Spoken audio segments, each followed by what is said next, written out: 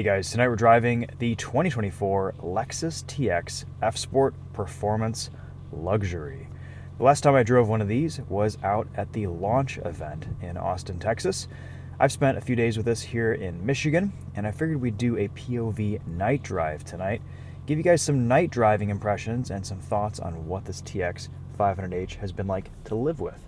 So we'll kind of gloss over some basic specs, walk you guys around this, and then talk about what it's been like to drive this week.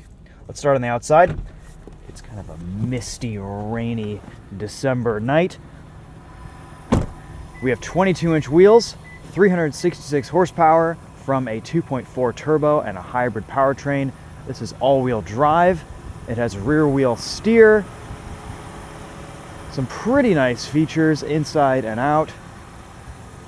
Of course, the Lexus TX is based on the same platform as the Toyota Grand Highlander, which we had a few weeks ago. A little bit more tech, a little bit more luxury, and more performance in this Lexus TX.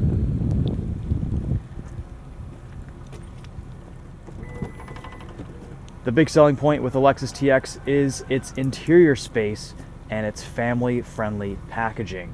There is just a ton of room inside this thing. Third row, seating for 6, comfortable adult seating for 6. That's kind of the key here. This basically replaces the older Lexus RXL, and it does a very nice job at doing that. We have these electronic door handles, rear window shades. This has the Mark Levinson sound system. Access into that third row is pretty easy. You've got plenty of room back there. The third row does fold down using electric motors, and it does take a long time. Grand Highlander is a little bit easier to fold down quickly, but that's okay. Everything else in here is very nice. Lots of great appointments, leather, surfacing. The interior quality of this TX is a major step up above the Grand Highlander. We have rear climate control. These kind of funny looking cup holders. They're removable so that you can clean them, but I'm not really sure how cohesive their design is. I guess if you do have a family and you need to be cleaning out your cup holders on a regular basis, it's a pretty nice feature to have, but again, they just look a little bit out of place up front and back here. The seats are very comfortable. All 6 of them are actually very nice. Front seats are probably the most comfortable. You got lots of adjustment, heated, ventilated, auto climate control, wireless charging, head-up display, and this massive panoramic moonroof, which we did not have in our test car on the launch event. The looks of this Lexus TX are growing on me. I'm still not completely sold on the front end, but it looks pretty sharp on these 22-inch wheels. We have upgraded front brakes versus the Toyota Grand Highlander, and just a more refined suspension setup. This has adaptive dampers. It actually handles surprisingly well. We're not going to be pushing that too much in this drive because of the road conditions, but if you want to see this being driven spiritedly, go check out my initial first impressions driving review out in Austin. We've actually got some pretty good back road driving in that video. So, what about at night? We have pretty good interior lighting here. Nice bright LEDs. They illuminate the cabin quite well. Headlight performance looks great. Again, a little bit harder to see in the rain today, but pretty impressed with the way this looks at night on first impressions. Only complaint is gauge cluster adjustment. For some reason, this brightness adjustment only adjusts the gauges, not anything else. So if you really want to dim everything, you're driving late at night and you just want to turn everything down, you can't. You can just adjust the gauges. I don't know why Lexus does that. It doesn't really make a lot of sense, but I feel like this button should control everything in the interior, not just the singular gauge cluster.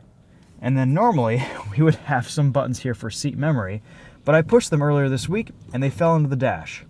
So yeah, not as impressed with the interior quality of this Lexus TX as I was with the initial pre-production unit car that I tested a couple months ago.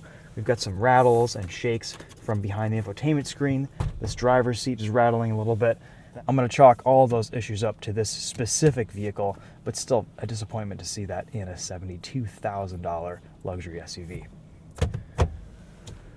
We've got very nice 360 reverse cameras, forward-facing cameras. They're a little bit covered with water tonight, but that's okay. Turn on our interior lights so you can see a little bit better. Overall, pretty good ergonomics in this cabin. Lots of USB ports, some physical controls, a little bit more involvement with this infotainment screen for your climate controls, but everything does have a constant icon that you would use frequently, which is nice. The only thing I'm missing is it would be really nice to get a home button so we can go back to the native Lexus apps here out of CarPlay or out of Android Auto. Otherwise, we have wireless CarPlay. That's very nice. Seems to work well enough. Nice bright screen, native navigation, which is a Google-based system, and then just a pretty basic infotainment here, honestly. The Mark Levinson sound system sounds fantastic. We'll spare you guys a sound test today. We've already done that in our original video. Plenty of storage in this Lexus TX. You can open this from either side. There's your glove box, nice and deep. Lots of room in there. Everything is lined with felt so it doesn't rattle or make noise. Sliding visors, nice bright light there. Place to store your sunglasses, and this Lexus TX has a digital rear view mirror, which is a little bit obscured by some water tonight. Otherwise, steering wheel controls. This is honestly my biggest gripe about the TX, living with it this week. So basically, these are the same controls that we've seen in the new Lexus RX. Not a fan at all. They're laggy. Basically, you have these buttons here, which perform different functions based on what it shows you in the head-up display. So you press this different screen icon, you can choose between head-up display controls on this right side, HUD rotation, HUD angle, height, or cruise controls. And you always have to be looking at this head-up display to see what you've selected, which is distracting, takes your eyes off the road. Even though it's right in front of you, you have to focus on the head-up display, which looks like it's about 8 or 10 feet ahead of you. On the left side, you've got audio controls, and I think you can customize some of these buttons, but it doesn't really add that much extra functionality, and it's distracting, it's complicated. They don't really work half the time you press them. You have to hover your fingers over them, kind of touch them a little bit, and then you can use them. Honestly, they're kind of a pain to live with, and it's one of the reasons why I would consider a Grand Highlander over the Lexus TX. All right, let's go for a drive, and we'll talk a little bit more about what this is like on the road.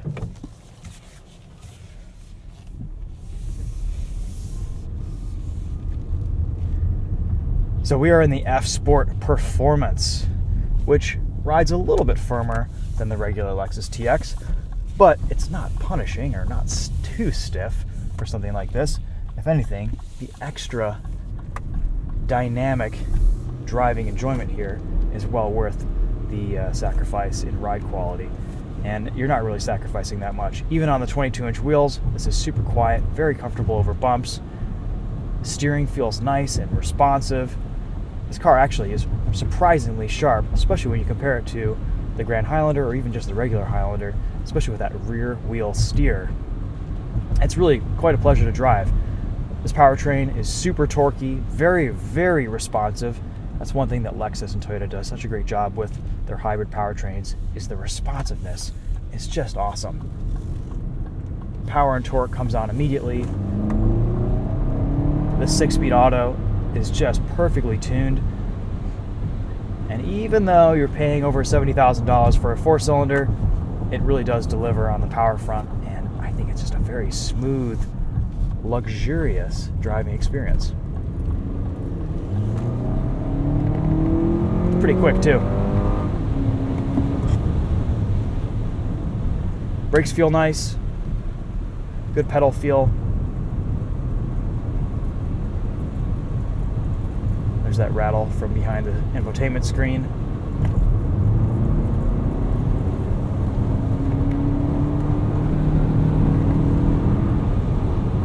I actually like that this is a 6-speed auto instead of an 8 or a 10-speed. This powertrain can really put out a lot of torque at lower revs because of that hybrid assist. It's not always changing gears. The transmission is really able to use that low down torque to its advantage. We have some nice ambient lighting in here. It's pretty subtle, just a little bit here in the door handles, footwells. not an overly bright or distracting cabin at night. And like I said earlier, headlight performance here is pretty awesome. Very quiet at speed, even with that moonroof shade open. Fuel economy hasn't been super impressive this week. We've been averaging in the low 20s, which is pretty under EPA estimates. That's somewhat to be expected with hybrids in the cold, but it hasn't been that cold. It's been about 45, 50 degrees. And in a mix of city highway driving, I've been averaging about 21 miles to the gallon in this Lexus TX.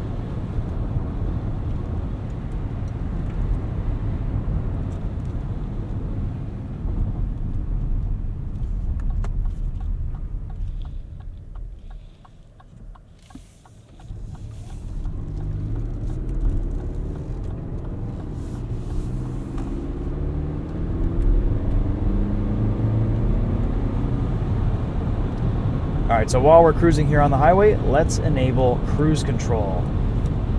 So I'm gonna touch our buttons here, make sure they're active. Adaptive cruise control is on, as well as steering assist. We can turn that on and off very quickly, very easily right here. Just a little bit of lag and delay here with these buttons. Car's steering us into the entrance ramp. That's okay, it's a little bit not quite the ideal weather conditions tonight for this type of thing. And let's say I want to increase my speed, or let's say I want to cancel cruise control. I hit the cancel button where I know it is, and nothing happens. I have to touch that area first, which takes about a second, maybe a second and a half for it to register my finger, then press cancel, and then I can cancel my cruise control, or I could always press the brake pedal. But if I want to resume, I usually have to double press the button for it to work. Super annoying to live with. I don't know why Lexus put this in their vehicles. It's a huge step backward in terms of ergonomics and usability with their cars. Even one of the Lexus representatives was complaining about it in their RX, and yeah, it's just not good design. So I'm sure you get used to it after living with it, but it's an unnecessary thing that doesn't really need to exist in a car, especially at this price point. Toyota's doing such a good job these days, and Lexus in most of their models is doing such a good job these days with interior usability, interior ergonomics, when everyone else is going too tech forward and really complicating their interiors. Lexus and Toyota are doing a pretty good job of keeping things user-friendly, and this is just kind of a step back, and it's a thing that you use so often. Yeah, I haven't really enjoyed living with these buttons at all. I really do wish Lexus would change them up. Otherwise, everything else in here is pretty easy to use. We do have some drive modes. You do have to go into your vehicle settings here to access those. It's not too bad. It's a couple button presses, or maybe a little bit more if you're in CarPlay, but you've got options between Sport, Normal, and Eco mode. And Sport mode stiffens up the suspension a little bit. Actually makes this Lexus TX 500h handle really well. We do get paddle shifters behind the wheel, giving us some little blips with that 6-speed auto, even though it is denying most of our downshifts there. Yeah, really flat around corners, surprisingly athletic, knowing how the Grand Highlander handles, which is pretty good, but nothing special. This really feels quite good.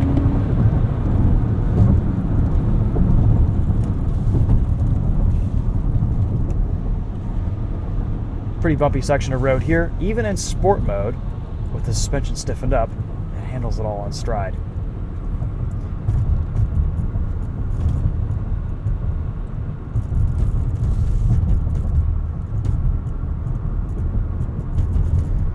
Yeah, I've driven quite a few Lexus TXs, and every single one of them has had different levels of interior rattles, from being completely silent to just having a few rattles here and there, to this one, which seems to be having some issues. Your experience may vary. You definitely want to drive the vehicle you are buying before you get into it.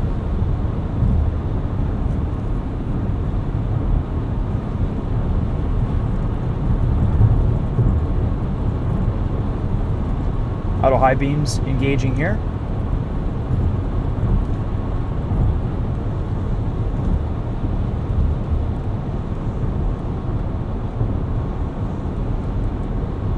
You can't skip 5-mile-an-hour increments here.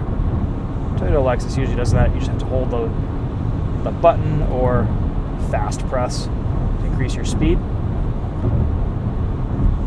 The lane tracing seems to work reasonably well on the highway. I haven't honestly driven this in traffic much, so I can't really talk too much about adaptive cruise control. I assume it's decent. Most Lexus vehicles do a pretty good job. They're a bit more conservative than I would like sometimes, leaving a little bit more following distance than some other drivers would prefer, so you do get passed somewhat often. But it's doing a nice job negotiating these curves. Let's cancel everything. We're just going to double press that button and hit our exit here.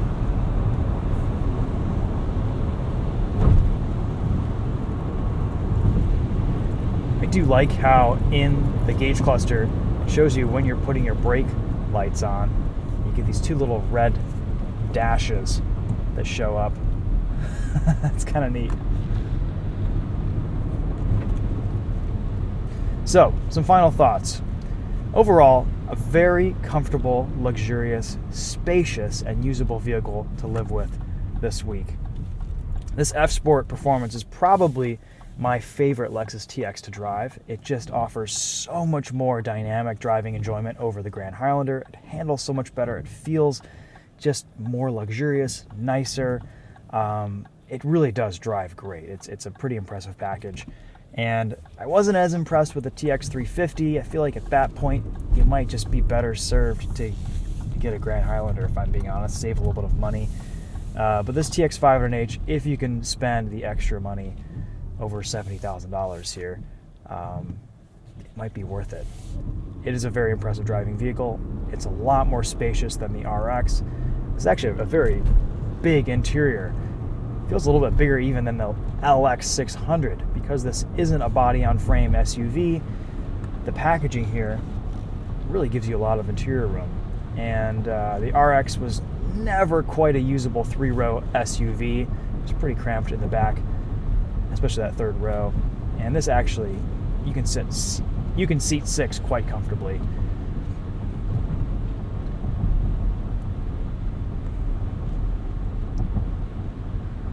I've enjoyed living with this week.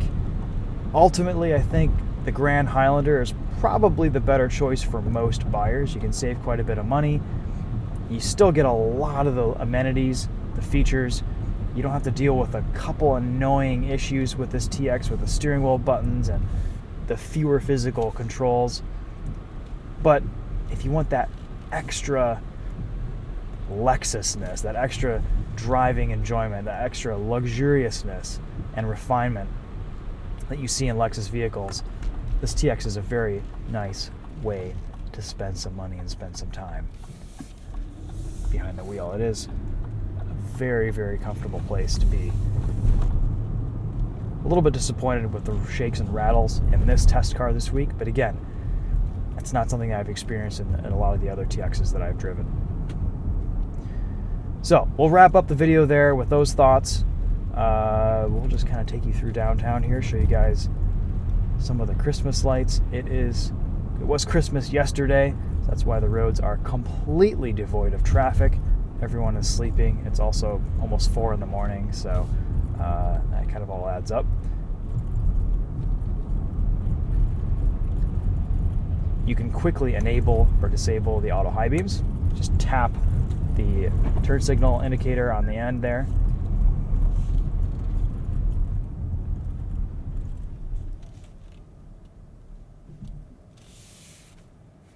And because this is a hybrid, engine will shut off at low speeds, and you can maintain a little bit of speed in EV mode, and then after about 15 miles an hour or so, the engine will kick on.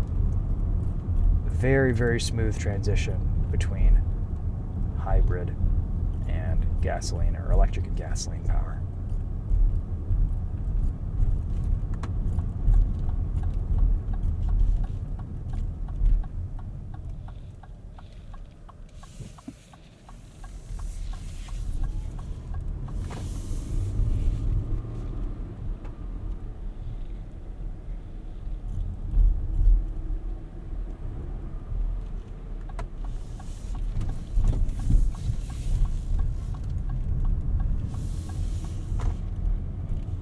guys, well, we're just gonna park right here. Why not?